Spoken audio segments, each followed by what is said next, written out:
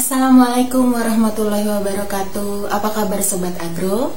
Semoga kita selalu dalam keadaan sehat, sejahtera, dan bahagia. Amin. Sobat Agro masih ingat dengan topik gerakan milenial bertambak yang kubahas di video sebelumnya? Gimana? Belum nonton? Cus, langsung diklik link yang ini ya.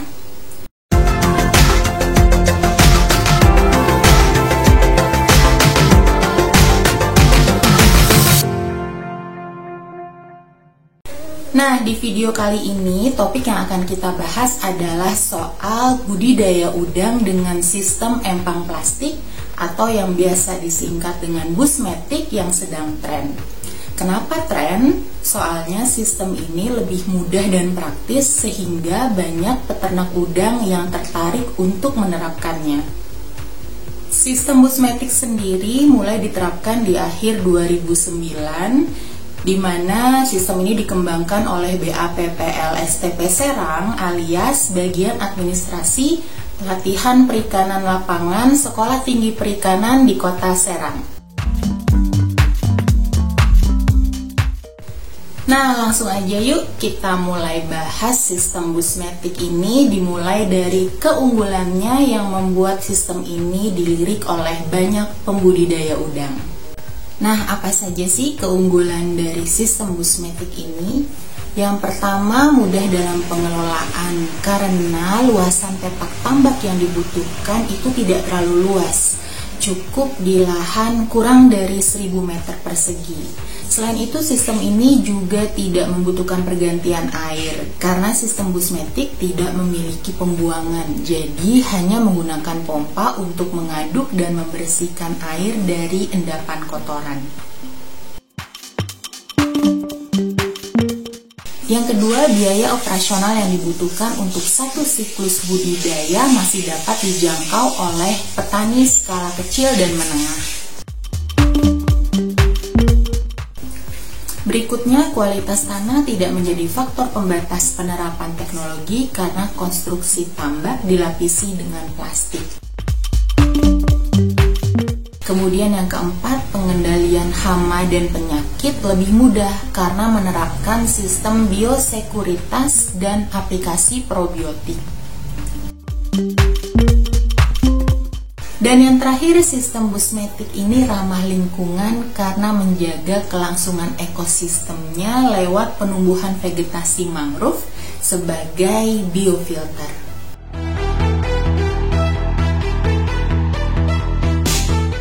Teknologi busmetik ini sangat cocok diterapkan untuk budidaya udang faname. Soalnya udang faname dapat dipelihara di kepadatan yang lebih tinggi, yaitu di angka 100 ekor per meter kubik. Selain itu, udang faname juga memiliki tingkat pertumbuhan yang lebih cepat, lebih tahan terhadap penyakit, dan segmen pasar yang lebih fleksibel.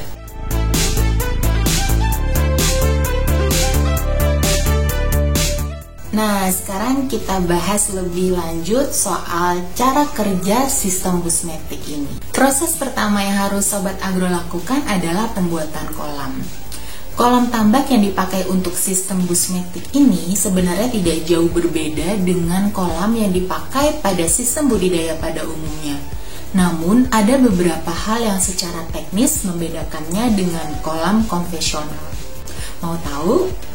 Pertama, kolam tambak untuk sistem busmetik dapat dibangun di lahan bekas tambak, lahan marginal seperti rawa-rawa, parit, lahan gambut, atau bahkan lahan yang tidak terpakai sekalipun.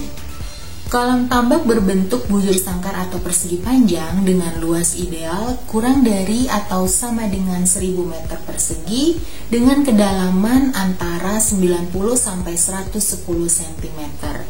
Bagian dasar dan dinding kolam harus dilapisi dengan geomembran HDPE sebagai konstruksi pelapis yang berguna untuk menampung air. Tidak ada sistem pembuangan pada kolam tambak sistem busmetik ini karena pemasukan dan pengeluaran air hanya menggunakan pompa celup yang diletakkan di dalam kolam. Jika masih ada sisa lahan, dapat dimanfaatkan sebagai kolam tandon. Sementara untuk biofilter atau pengolahan limbah Sebaiknya menggunakan area di sekitar kolam tambak dengan cara menanami vegetasi mangrove atau tumbuhan sejenis lainnya. Proses kedua yaitu pemasangan biosecurity. Biosecurity sendiri merupakan penanganan yang dilakukan di sekitar area tambak untuk mencegah masuknya hama, biota lain yang dapat membawa penyakit, sampai predator seperti ular dan lain sebagainya. Proses pemasangan biosecurity ini dilakukan dengan cara melakukan pemagaran di sekeliling tambak menggunakan plastik HDPE setinggi 60 cm.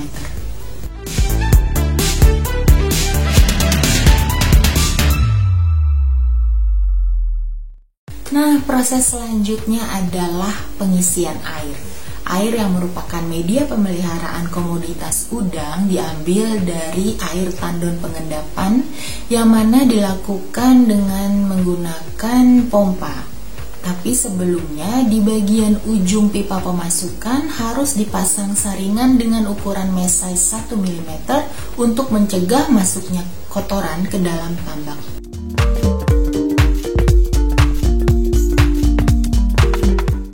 Langkah berikutnya yang harus Sobat Agro lakukan adalah pemasangan kincir air. Kincir air dipasang di sudut kolam. Nah, nantinya kedua sisi depan dan belakang kincir diikat dengan tali PE berdiameter 10 mm. Kemudian tali tersebut dibentangkan dan diikatkan ke patok yang ada di pematang. Kemudian sambungkan kabel kincir air ke sumber listrik menggunakan magnetic kontaktor.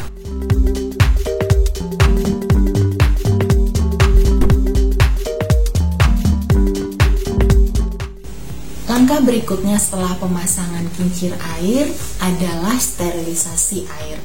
Langkah ini dilakukan dengan maksud untuk membunuh semua hama yang bersifat patogen yang dapat mengganggu lancarnya budidaya udang. Sterilisasi air dilakukan langsung di kolam tambak, yaitu menggunakan kaporit konsentrasi 60% di dosis 50 ppm. Caranya, larutkan kaporit tadi secara merata di dalam air. Prosesnya berlangsung selama 3-4 hari. Selama proses sterilisasi ini, biarkan kincir air dalam keadaan tetap hidup. Nah, di hari ketiga, untuk memastikan apakah kandungan klorin telah netral, gunakan pengujian dengan klorin test. Caranya, ambil sampel air sebanyak 10 ml yang kemudian ditetesi dengan 2 tetes klorin tes. Apabila air tetap bening alias tidak berubah warna, itu tandanya kandungan klorin telah netral dan kolam siap dipakai untuk budidaya.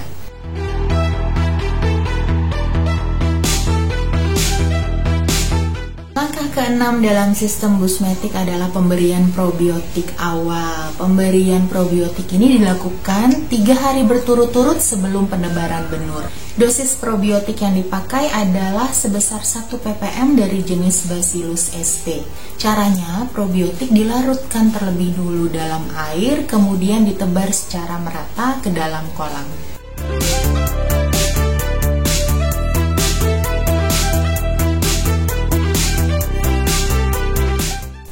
Langkah berikutnya adalah penebaran benur.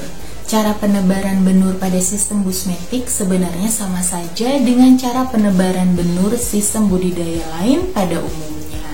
Penebaran benur merupakan langkah yang paling penting untuk dilakukan, karena penebaran benur yang baik dapat menurunkan risiko kematian udang sehingga nantinya potensi panen akan jadi lebih besar.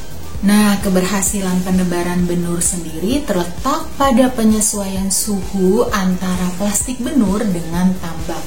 Umumnya, suhu pada plastik benur termasuk rendah.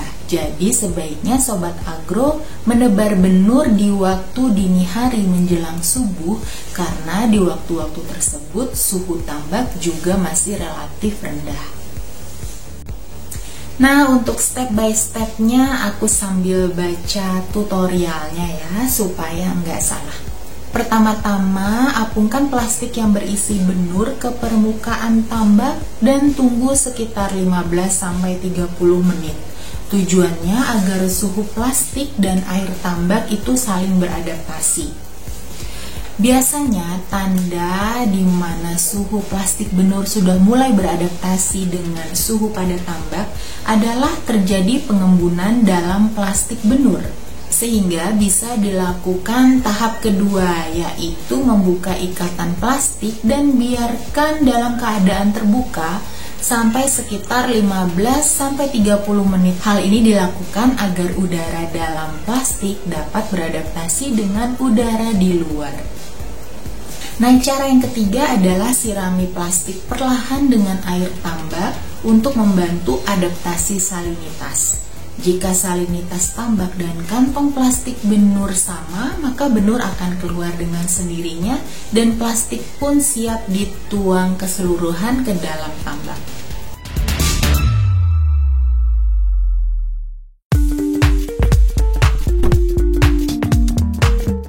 Langkah berikutnya yang tak kalah penting dari penebaran benur adalah manajemen pakan.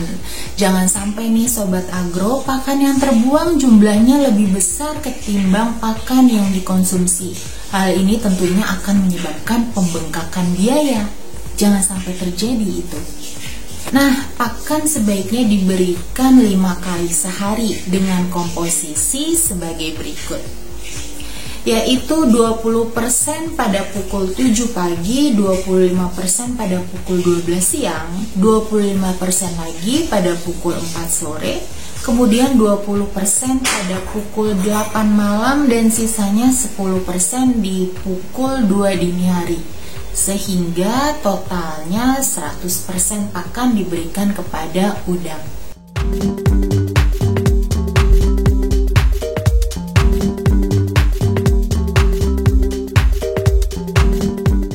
Untuk jenis pakannya sendiri, pada benur yang baru ditebar alias berumur 0 hari, pakan yang diberikan berupa serbuk. Kemudian benur yang berusia 16 hari diberikan pakan berupa butiran kecil. Kemudian di usia 51-77 hari, pakan yang diberikan berupa pelet halus dan pelet kecil. Nah, di atas 77 hari sampai panen, berikan pakan berupa pelet besar. Sebaiknya pakan komoditas udang kamu dicampur dengan vitamin C sebelumnya yang sudah dilarutkan dengan perekat berupa putih telur. Dosis vitamin C-nya sendiri 1 gram vitamin C dengan 4 gram perekat dengan 1 kg pakan. Selanjutnya dilarutkan dalam 100 ml air. 5 menit sebelum menaburkan pakan, sebaiknya kincir air dimatikan terlebih dahulu. Kemudian nyalakan kembali 15 menit setelah menabur pakan.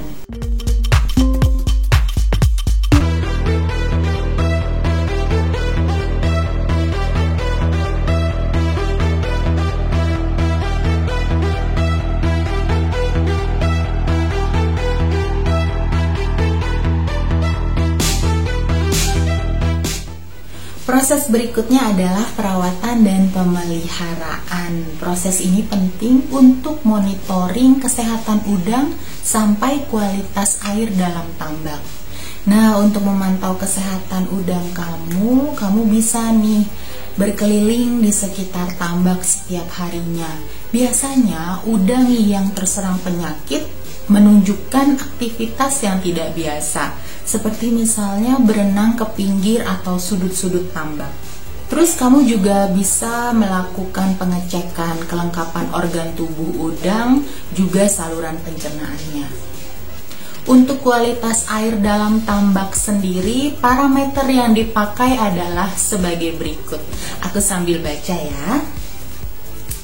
Oke, parameter kesehatan air itu biasanya air berada di pH 7 sampai 7,4, di suhu 27 sampai 30 derajat Celcius dengan salinitas 25 sampai 30 ppt dengan kandungan amonia lebih atau sama dengan 0,01 ppm, kecerahan 20 cm dan ketinggian air tetap berada di angka 90 sampai 110 cm.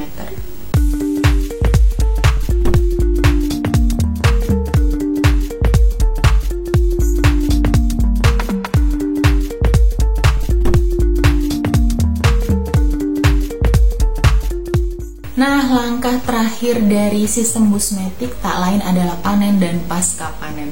Sebelum panen, tepatnya 6 jam sebelum panen, air harus dikurangi dulu hingga tinggal 40 cm. Nah, selama proses penurunan air ini, kincir air sebaiknya tetap dinyalakan. Kemudian bentangkan jaring dan masukkan udang-udang ke dalamnya. Kamu juga harus menyiapkan wadah penyimpanan karena harus melakukan pemilihan nih, Sobat Agro. Jadi, pisahkan udang berdasarkan ukuran dan kualitas. Kemudian bersihkan udang dan selanjutnya udang pun siap dipasarkan.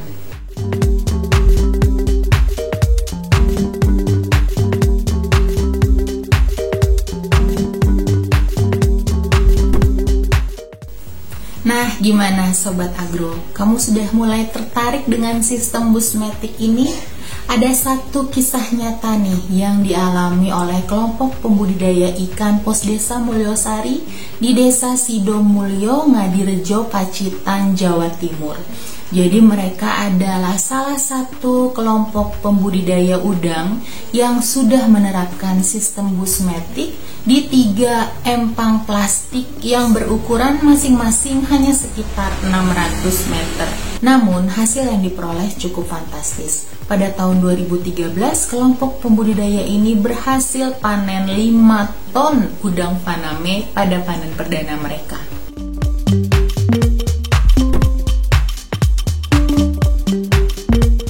Lain lagi dengan kisah sukses yang dialami oleh kelompok pembudidaya udang di Kecamatan Secanggang, Kabupaten Langkat, Sumatera Utara. Sebentar ya.